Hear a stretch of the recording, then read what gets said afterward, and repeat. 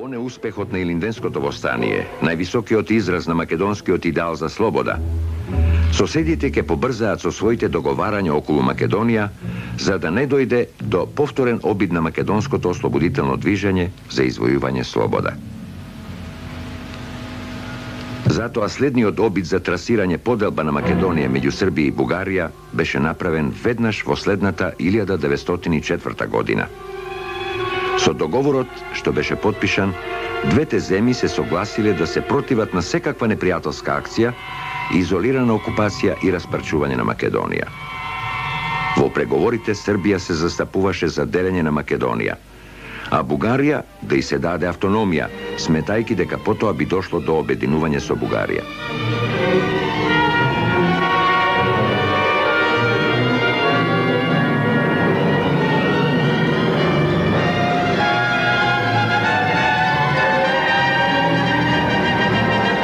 Во почетокот на 20-тиот век, аспирантите кон Македонија од меѓусебна борба за превласт во неа поминаа на компромисни решенија за нејзино делење.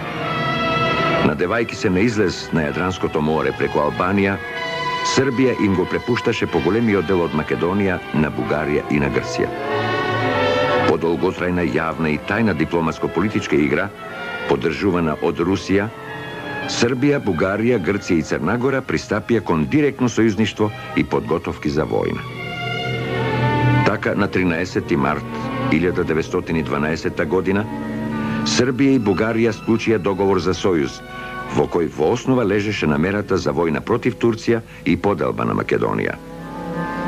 Договорот предвидуваше, ако автономијата на Македонија се покаже како неостварлива, двете страни се согласни за делење. Во член 2 од тајниот анекс стои: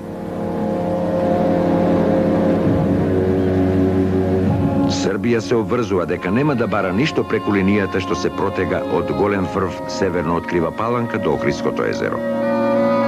Бугарија од своја страна дава согласност на ова, ако рускиот цар се изјасни за таа линија. Ниедна одредба од овој таен анекс не смеела да се предаде во јавноста или на која било држава без претходна согласност на Русија. Во време на создавањето на Сојузот, председателот на српската влада Милован Миловановиќ, за да и даде на знаење на бугарската страна дека нема да прави остапки од своите барања во Македонија, изјавил: Ние сме готови на се и ќе влеземе во секаква комбинација со Бога или со ѓаволот, ако притреба да го спречиме решавањето на македонското прашање на штета на нашите животни интереси, без чие завладување при денешниве балкански прилики за Србија навистина не може да има живот.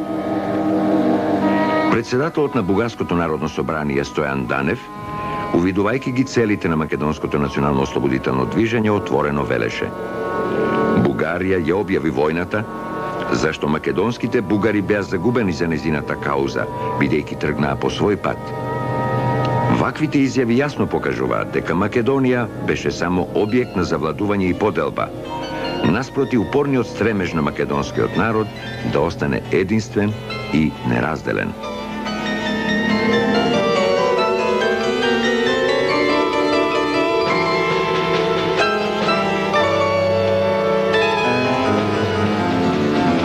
Името на ослободување на поробените христијански браќа, српските, бугарските и грчките империалисти успеа да ги одушеват своите народи, да и македонските маси, за светата војна против османлиите и да ги наведат во крвава војна со цел да ги остварат своите заграбувачки планови, а не да го ослободат македонскиот народ. Српско-бугарскиот сојуз беше проширен со приклучување на Грција и Црна Гора, со што беше создаден четворниот Балкански сојуз.